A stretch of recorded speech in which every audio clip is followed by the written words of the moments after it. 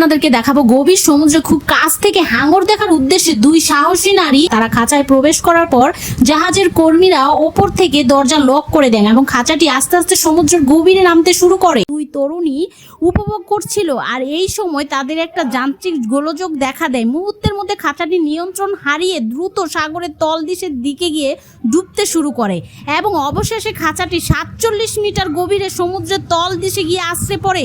দুই তরুণী প্রায় 10 মিটারের জন্য জ্ঞান হারিয়ে ফেলেন। জ্ঞান ফেরার পর তারা বুঝতে পারেন যে তাদের একজন গুরুতর আহত হয়েছেন এবং তাদের শরীর থেকে রক্ত ঝরছে। গভীর সমুদ্র রক্তের গন্ধ দ্রুত হাঙরদের আকৃষ্ট করতে পারে, এই ভেবে তার আতঙ্ক আরো বেড়ে যায়। এছাড়া অতিরিক্ত গভীরতার কারণে তাদের যোগাযোগের খাঁচাটি যখন উপর থেকে নিচে পড়ছিল দরজার মুখে পড়ে সেদিকে পুরোপুরি আটকে দেয়, ফলে বাহিরে বের হওয়া কোনো উপায় ছিল না। তিনি নিজের পিঠ থেকে অক্সিজেনের ভারী সিলিন্ডারটি খুলে ফেলেন যাতে শরীরটা হালকা করে খাঁচার রটের ফাঁক গলে বাইরে বের হয়ে যায়।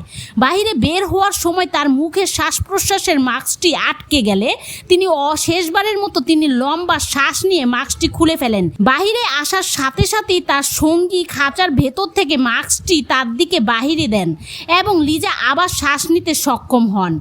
লিজা দ্রুত খাঁচার ওপর সাঁতরে যান এবং গায়ের সব সুরটুকু শক্তি দিয়ে দরজার মুখ আটকে থাকা ক্রেনের ভারী কাটামুটি ধাক্কা দিয়ে সরিয়ে দেয়। এরপর তিনি সাহায্য ও সিগন্যালের খোঁজার জন্য ওপরের দিকে সাঁতার কাটতে শুরু করে, কিন্তু দুর্ভাগ্যবশত তিনি হাঙরদের বিচরণের মূল এলাকায় প্রবেশ করে বসেন। হাঙরের আক্রমণ থেকে বাঁচতে তিনি অত্যন্ত দ্রুত গতিতে আবার খাঁচার দিকে সাঁতরে